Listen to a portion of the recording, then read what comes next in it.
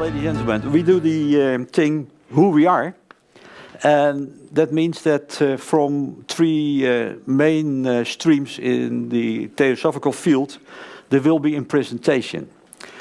We had a small practical problem that the man from the ULT who is doing this was not able to be here on these conferences.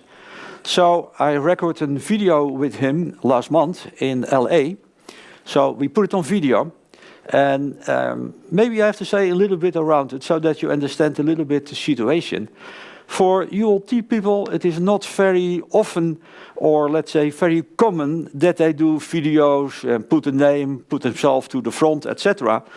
So Wesly Amerman, he was a little bit, let's say, is that really what you need? So yeah, okay, well, we all do it. ADR gives a presentation, Point Loma people give a presentation. ULT, you are part of one as well from the mainstream, so you have to do it. So you will see that West is really, during the video, is coming a little bit more relaxed and get used to the situation that he has to say something in it. So I like to switch on now the video from Wesley Amerman when he gives his view on what ULT is.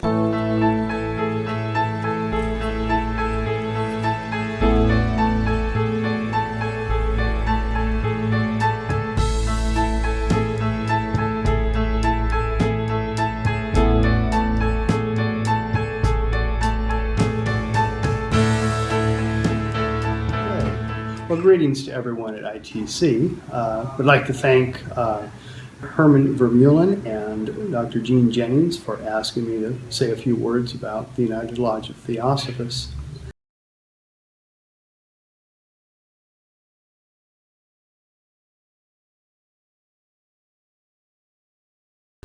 I really should start by saying that I'm not a spokesperson for ULT. Mm-hmm. ULT is an association of students of Theosophy and has no central authority, no leaders, no mandatory discipline that would require a statement from any kind of an official purpose. Rather, if I speak as a student, it's after a few years of study of Theosophy and participation as an individual associate of ULT. Well, that being said, I'd like to address a few questions that come up from time to time about ULT. One of the things that we're asked, even by longtime associates, is how is it that you're not an organization? You do things, you hold meetings, sometimes you publish magazines, but you don't have an official hierarchy. How is that? Well, we reply that we work as an association of students. We talk to one another, we collaborate, we cooperate as best we can. We could say that ULT is a kind of school of Theosophy. It's where students get together to learn Theosophy, and that's its purpose.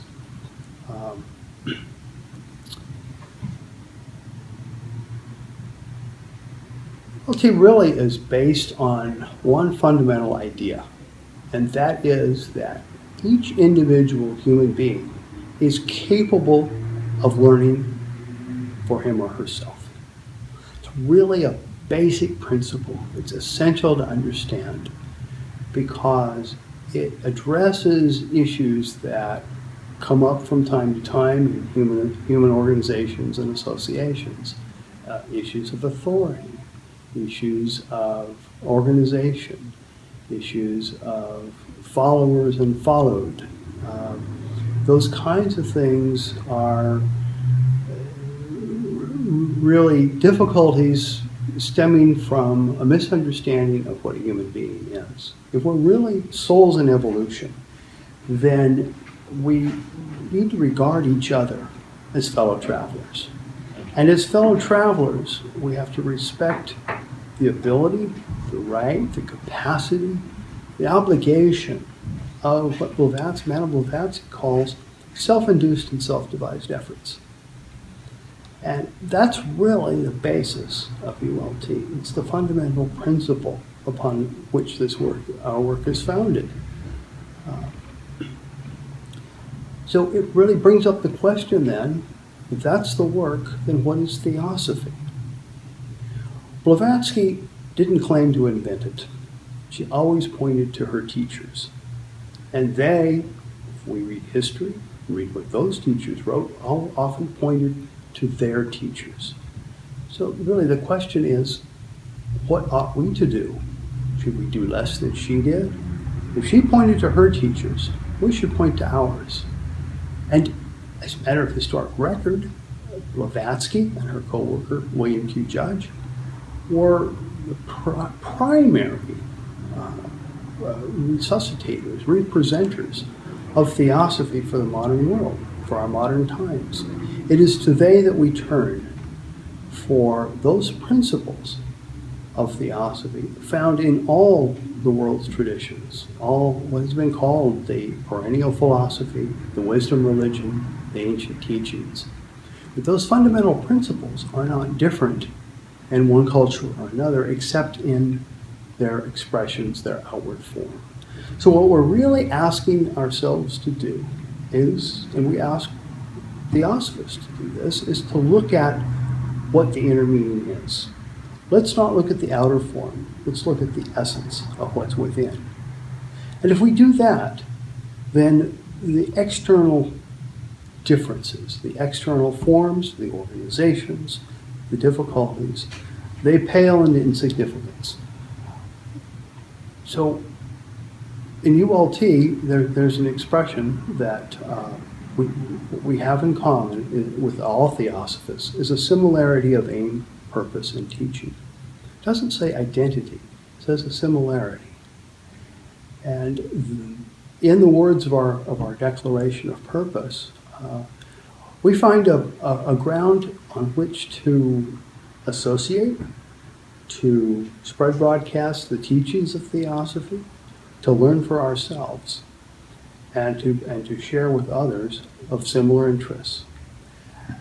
In effect, we could call, if we wanted to describe ULT in very simple terms, we would say it's a school of Theosophy.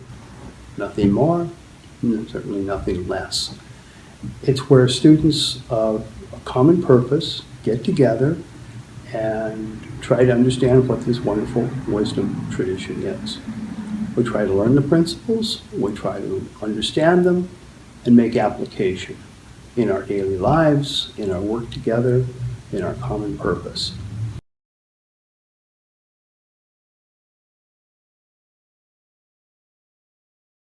So then we've said ULT is an association of students, not an organization. Though our work is as direct and as we try to allow each individual to come in contact as directly as possible with the ideas, with the teachings. So what do we need? It's nice to have a place to meet, not always essential, not always possible. We need books, we need literature, we need something in common to study. Magazines are nice, web pages are increasingly useful, but these are all external tools. These are things that come and go with the times, with the culture, with the cycle that we're in. They're all external. What matters is Theosophy.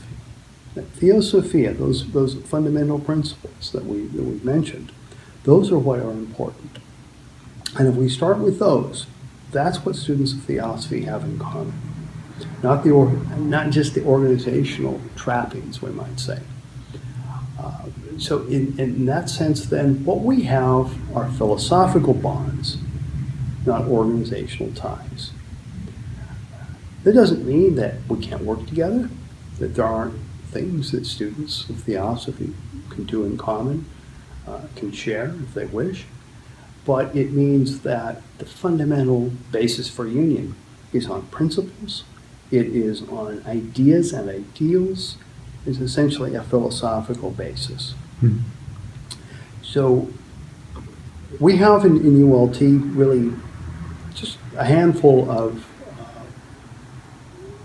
written documents we might say are essential. One is the ULT Declaration, the statement of purpose, outlines what ULT is about and why it exists. There's also what we might call our mission statement, to spread broadcast the teachings of Theosophy as recorded in the writings of H.P. Blavatsky and William Q. Judge. Pretty simple, pretty straightforward. We'll also find on many theosophical buildings and written the phrase, "There is no religion higher than truth." It's an old, I believe, Hindu expression, and it's as true today as it was thousands of years ago. We also have in common, I think all theosophical groups have in common, the objects of the original Theosophical Society. Mm-hmm. They have in effect become, we could say they are the objects of the Theosophical movement. They represent those ideals that all students can work with and find in common as common ground. Forming a nucleus for a universal brotherhood of humanity without any distinction whatsoever. To study ancient and modern science, religion, philosophy, and show the demonstration of the importance of that study. And thirdly, to look inward, to study the inner side of nature and of human beings.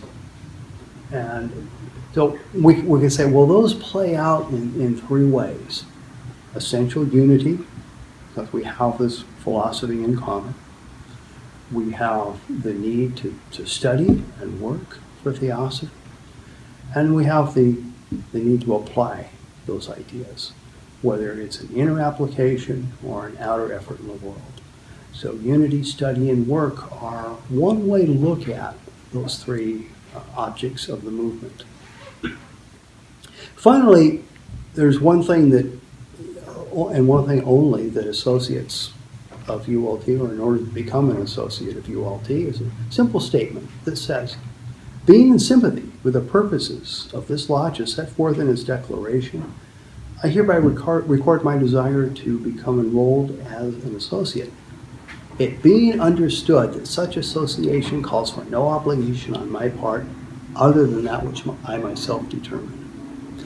Again, this goes back to individual initiative, individual responsibility, and individual capacity to learn and the philosophy and to be responsible for one's own inner growth.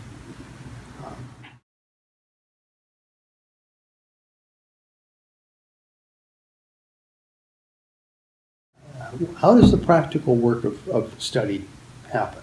Why is it important that individuals study Theosophy? Well, I could say that it's difficult to be able to share anything if you don't understand it yourself. So we study so that we are able to explain to others. It's really the most important thing. Whether that other is a child or an inquirer or anybody else or each other, we have that as the beginning point where we really need to have a common basis. So where we start from makes a big difference. If our definitions of Theosophy are widely variant and at odds with each other, then it's difficult to have a common purpose. It's like people from different religions that disagree on what is the true one. If we're in that kind of situation, then it can be difficult because even terms and language can get in the way. But it's not so, we study not so much to be able to convince other people, but to show the validity of ideas, to show the implications of ideas, to show applications of ideas. And if we can do that, we have to leave it up to each individual as the ultimate authority for what they accept and what they don't. We can't force people to learn, just like you can't force a child to learn how to walk. If a 1-year-old starts to walk, it has to be able to try, stumble, fall down, get up, try again, fall, and get up again. There's something absolutely essential about that self-induced and self-devised efforts. that if it doesn't happen, the child doesn't learn how to walk, we don't learn how to think, and we don't learn how to share ideas. So the focus in any discussion, any classroom or workshop or learning environment should be on principles and ideas, and not on the persons holding the views. Which is why my personal views on the philosophy don't matter. What matters is, hey, what are we taught? What is the teaching? Can we read something together in common? Can we listen to something of value and come to understand it that way? But it's not to convince other people that we're right and they're wrong. It just doesn't work that way. What it does is, since we all grow, then what we're really looking at are opportunities for soul growth. You would say, well, that just sounds intellectual, but it's not. Ideas have power. We've been taught that in Western tradition since at least Plato. He said ideas rule the world. So the ideas that people hold do have implications, do have power. And part of our work as Theosophists, as students of Theosophy, is to make those ideas known to the world, to show their power, to show their value, to show their healing ability, and their ability to explain and comfort human beings. Because this work is really about what human beings need. It's about how human beings live and grow. It's how we develop as souls, not just how we develop as personalities. So that's really the work of ULT, is to help and give tools so that individuals can learn and grow for themselves. We can't impose it. If we do, then we end up with dogmas, we end up with mandatory doctrines, if you will. We end up with authorities. We end up with essentially churches that tell people what they have to believe in order to be whatever faith that we're talking about. Blavatsky and Judge were very clear. The work of Theosophy is not in the world so people call themselves Theosophists. It's in the world so that human beings have the tools to take responsibility for their own growth and can share that with others. That's really what the work of Universal Brotherhood, and a nucleus for Universal Brotherhood, is about.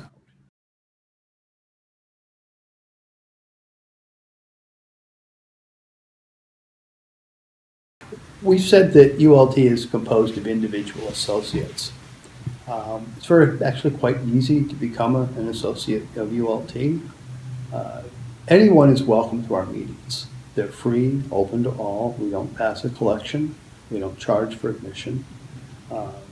People come sometimes for months or years, never become associates.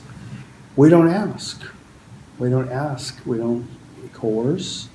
And we certainly don't bother people about that. If someone wants to become an associate, they could do so the very first time they walked in the door. They can become an associate of ULT by mail. They can request an associate card, we'll send it to them. It's really an inner matter. It's not an outer matter. So if someone feels that they are in accord with these principles, with this idea and this ideal, then they're welcome to become an associate immediately. We probably have people that come for years and years that never become associates. But others don't know it, and because it really is an inner, private matter, and therefore, we don't check. There's no reason to check.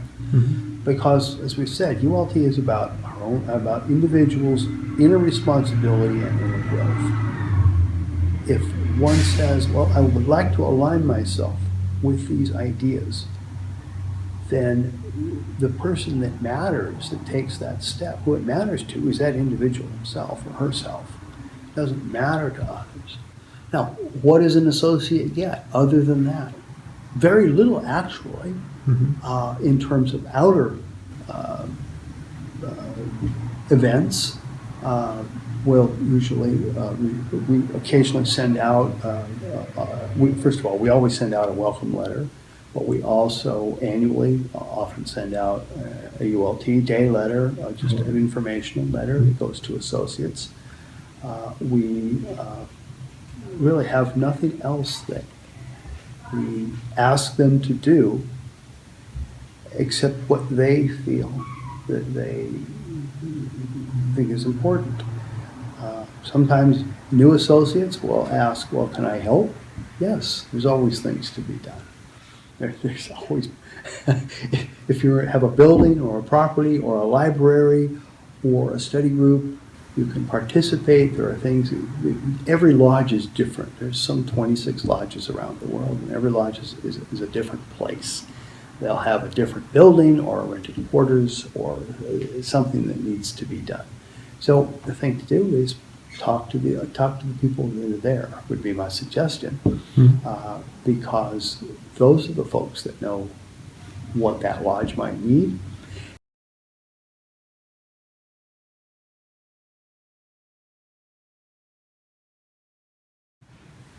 Well, ULT makes available the original writings of H.P. Blavatsky, William Q. Judge. That's our primary publication focus. It's been that way since the inception of ULT.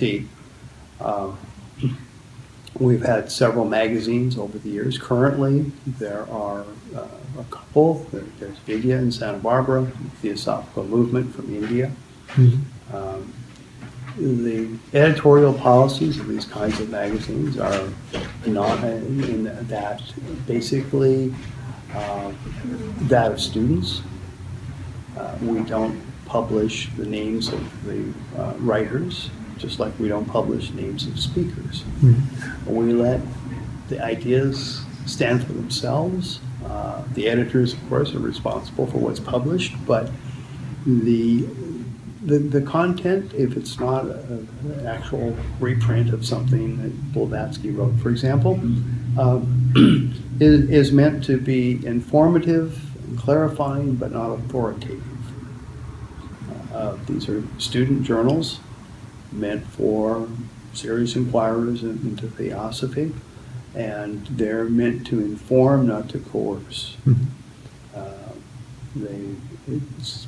Probably none of them support themselves through subscriptions, so they're again supported by voluntary contributions of time, money, and effort. In fact, all ULT lodges are supported in that way. As we indicated earlier, no one's ever asked for a contribution. People come for years and will never be asked.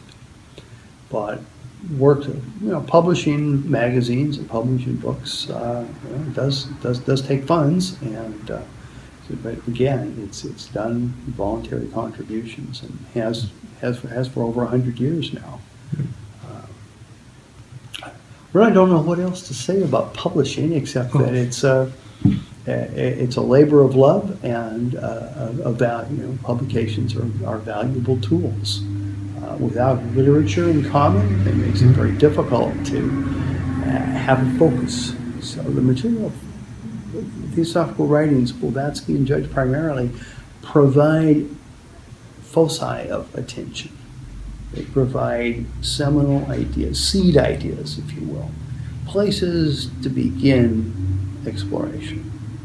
They're there not as to be believed, but to be studied. So Theosophy, it would seem, requires students in order to be able to share intelligently with others. It requires some study, because how do we know what we haven't paid attention to? And it requires a certain amount of effort. It's the vocabulary and so forth can be difficult. So it's a challenge, but it's a worthy one.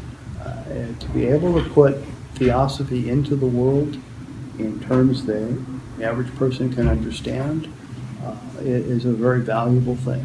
And there's been a lot of good work done in that area, not just by ULT associates, but Theosophy as the rational explanation of things, and not any particular doctrine or dogma, is, I think, the most important thing. And so we can have a student explanation based on the principles found in the literature without it being servile or parodying the teachers.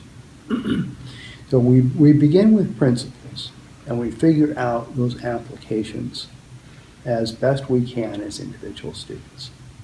And that goes for magazines as publications. By keeping those publications accurate, it provides a service because then students know, hey, what was the original intent? If we were the Shakespeare Society, how useful would it be if every few years we published a different version of Shakespeare? Imagine Hamlet, that the editors thought maybe would be better said. Well, it's been done, but it's no longer Hamlet, is it? So once we start second guessing, if you will, a teacher, then we kind of set ourselves up as an authority, and we're students. So we try to just let the works speak for themselves. Student articles and so forth are published regularly in Theosophical magazines. But in those of ULT, those are not signed, simply because we wish to present ideas, principles, not personalities. And that's held up as a fairly good method of work, we think, for well over 100 years.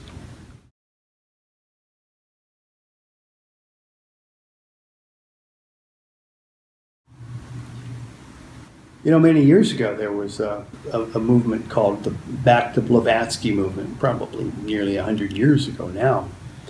And I always thought it was a little odd because my only reaction was that we really ought to move forward with Blavatsky. If we look at how much she did, how much she and William Q. Judge did to present those ideas to the world, they really represent a core. A common basis that if we understand that as Theosophy, not because they said it, but because those principles are eternal and timeless. We start with those ideas. We start with those teachers. We move forward. We find common ground. And I welcome any effort to share that common ground, that similarity of aim, purpose, and teaching amongst all Theosophists, amongst all students. ITC would seem to be a good example of students trying to come together with that common understanding. And insofar as it promotes that understanding, I think it's a wonderful thing. That's an individual opinion. That's not an official ULT position because we have none. But it certainly would seem to be a worthwhile thing for students to be able to get together from time to time and share ideas and to find the common ground in the teachings. And insofar as any effort does that, I think it's worthwhile.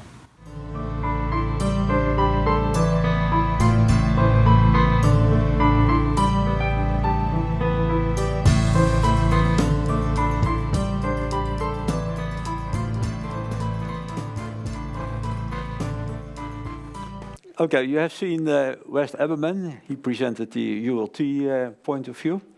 And the next speaker, what will present the ADR point of view, will be Jan.